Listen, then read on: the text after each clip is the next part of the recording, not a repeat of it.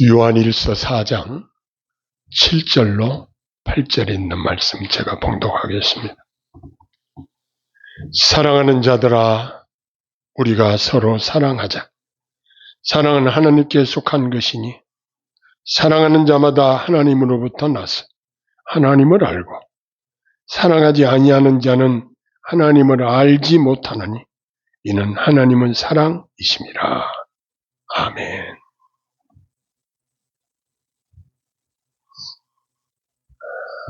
부활하신 예수님이 갈릴리 호수에 고기 재배하러 나간 제자들을 찾아가셔서 그 새벽에 조반을 준비해 놓으시고 제자들과 앉은 조반 쌍머리에서 시몬 베드로에게 진지하게 3번을 반복해서 물으신 그 말씀이 우리 마음속에 있을 것입니다. 그 내용은 네가 누구보다도 무엇보다도 나를 더 사랑하느냐 하는 그러한 내용으로 질문을 하셨습니다. 어떻게 사업은 잘 되냐? 건강하냐? 가족들은 다 무사하냐?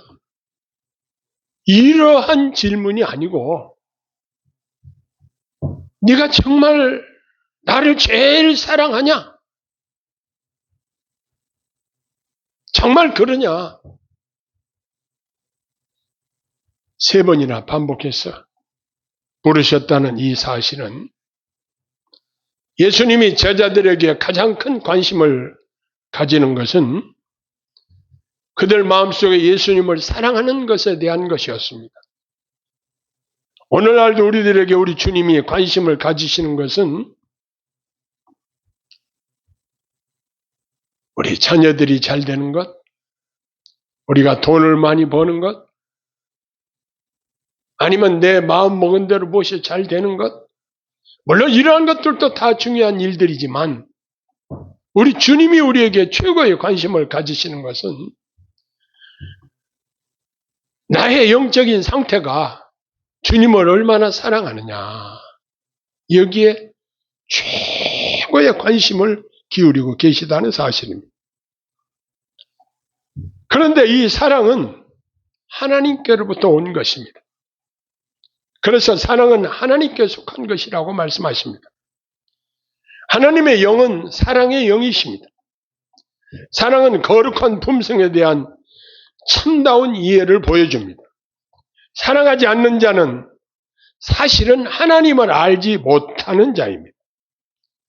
이런 자의 속에는 하나님에 대한 참다운 지식이 존재하지 않습니다. 왜냐하면 하나님은 사랑이시라 이렇게 말씀하셨기 때문인 것입니다.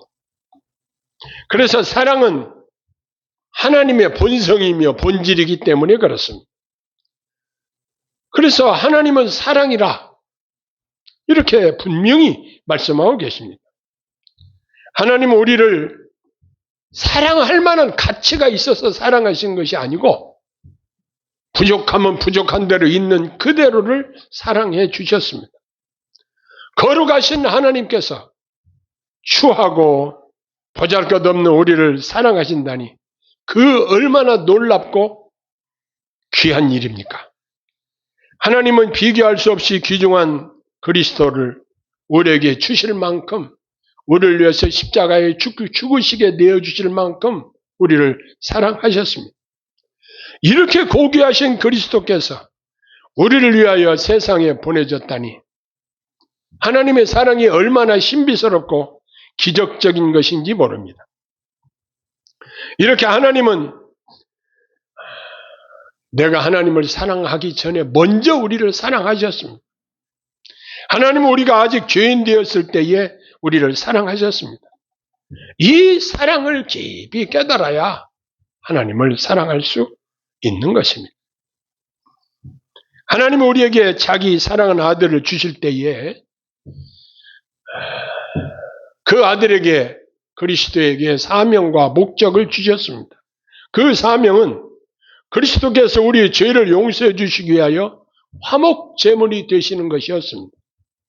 그 목적은 우리로 하나님과 함께 살게 하기 위하여 곧 하나님을 사랑하고 하나님과 함께 영원한 영광과 복을 누리며 살게 하기 위함인 것입니다.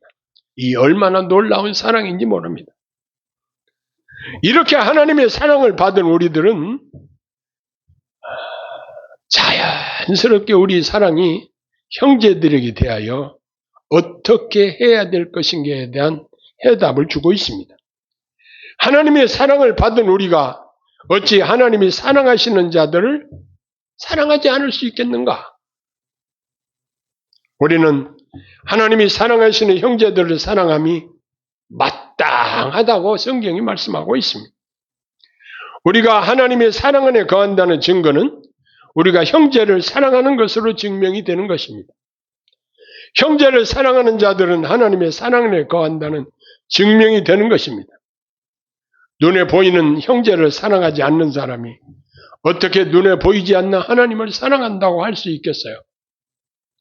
우리는 거룩하신 하나님이 우리를 사랑하심을 알고 믿고 있는 자들로서 하나님을 위하여 형제를 사랑하고 이렇게 형제를 사랑하게 될 때 우리 안에서 하나님의 사랑이 온전히 이루어지게 되는 것입니다.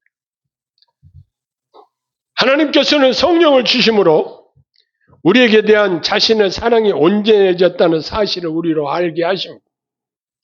만일 하나님께서 우리에게 먼저 성령을 보내주시지 않으셨다면 하나님은 우리 안에 거하시고 우리가 그 안에 거한다는 사실은 너무나도 고귀한 사실로서 죄와 허물로 죽은 우리로 결코 생각할 수 없는 것인데 성령께서 생각나게 하시고 깨닫게 하신 것입니다.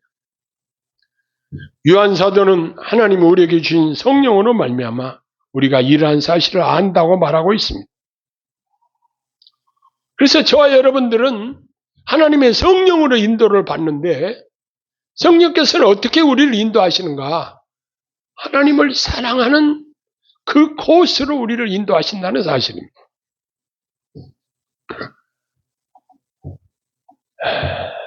하나님은 본질상 한없는 사랑이십니다. 하나님은 이 세상에 있는 우리들에게 우리 인간의 생각으로서는 측량할 수 없는 한없는 사랑을 가지고 계시고 그 사랑을 우리에게 베풀어 주셨습니다. 그래서 그의 사랑하시는 아들의 사역을 통해서 분명하게 나타내 보이셨습니다. 하나님은 자기 아들을 주심으로 말미암아 하나님 자신의 우리에 대한 사랑을 확증해 주셨습니다. 그런데 사랑 안에 거하는 자는 하나님도 그 안에 거하셔서 역사하시는 것입니다. 분명한 것은 어떤 사람이 하나님 나라에 들어갈 수 있는가?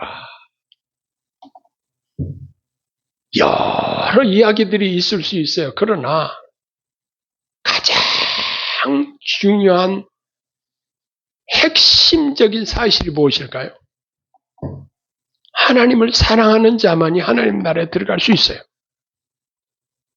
하나님을 사랑하지 않는 자는 하나님 나라에 데려다 놔도 거기서 살 수 없어요. 하나님 미워하는 사람 어떻게 하나님 나라에 살 수 있겠어요? 하나님의 왕으로 통치하시는 하나님 나라에서 하나님을 사랑하는 자들은 그 사랑을 누리며 그 사랑을 느끼며 마음껏 하나님께 찬양과 영광을 돌리면서 그 귀한 시간들을 보낼 것입니다. 그런데 하나님을 사랑하지 아니하는 자들은 그러한 것들이 너무나 힘이 될 것입니다.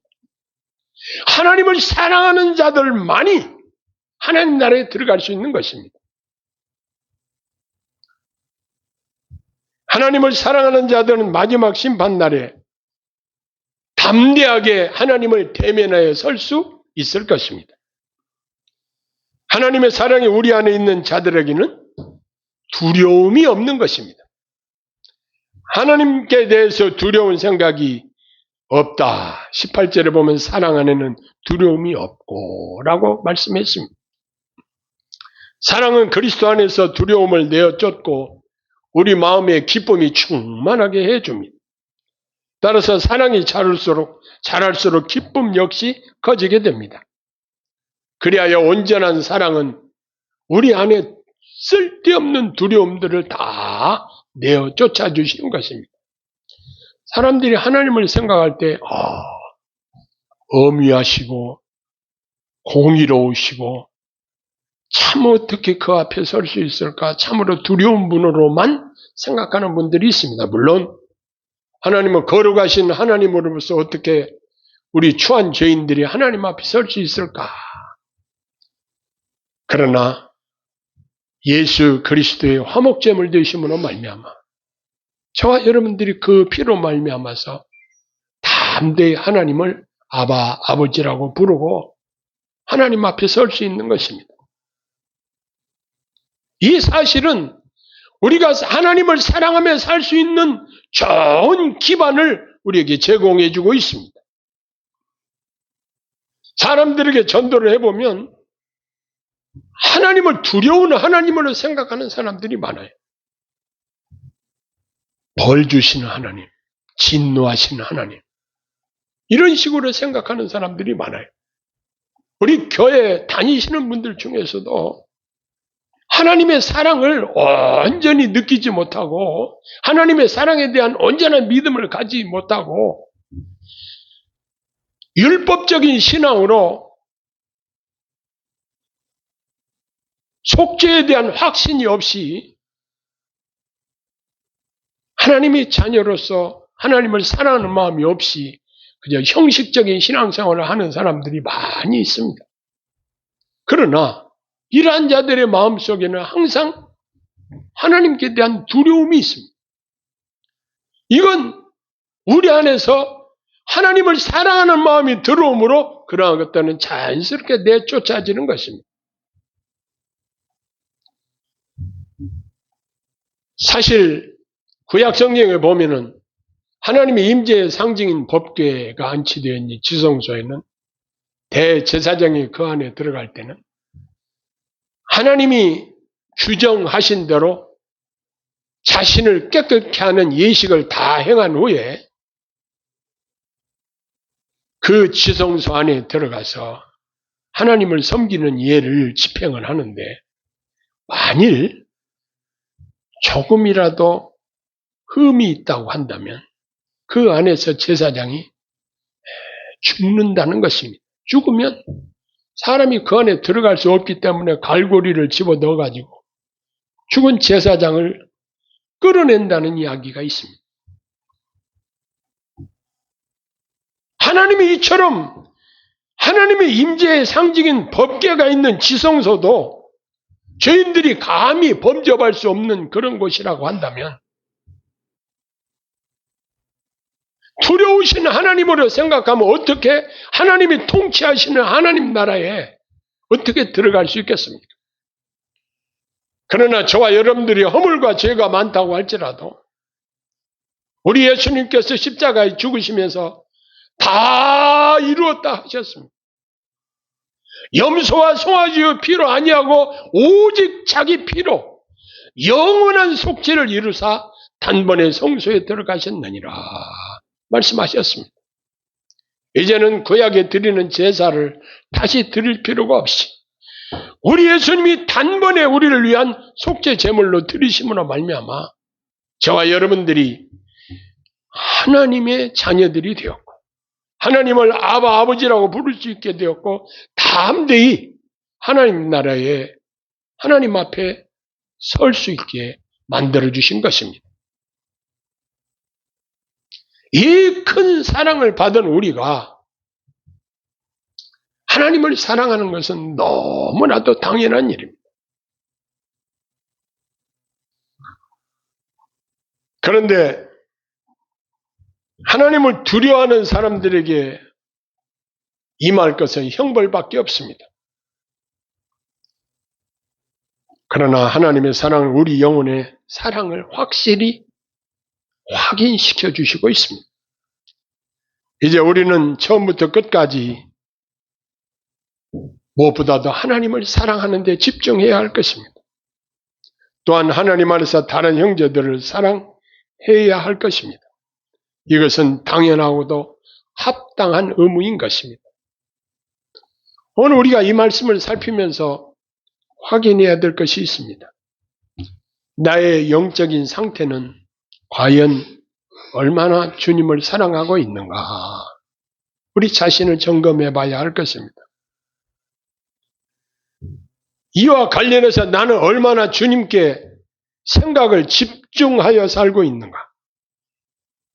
사역자뿐만 아니라 모든 성도들이 속죄의 은총을 받고 하나님의 큰 사랑을 받고 사는 우리들이 하나님 앞에 하나님께 집중해서 사는 것은 너무너무 중요합니다. 내 생각이 하나님께 집중되어 있어야지 하나님보다 다른 것에 더 마음이 팔려 있다고 한다면 우리는 궤도 수정을 해야 할 것입니다.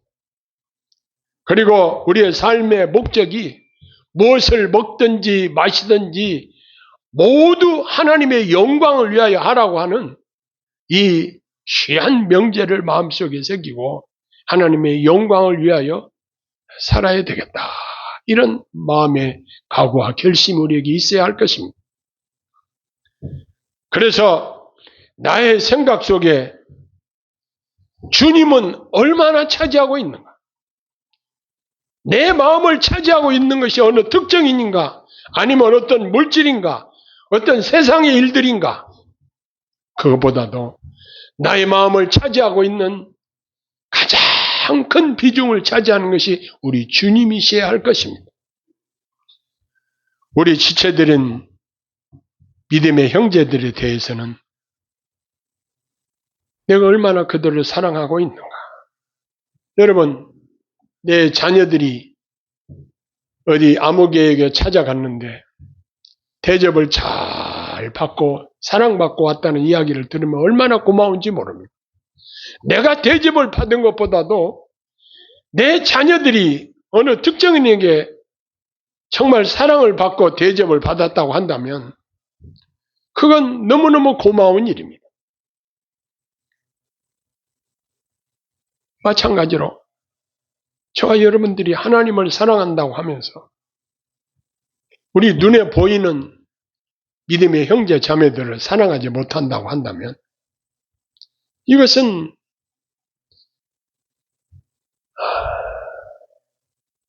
어울리지 않는 이야기입니다.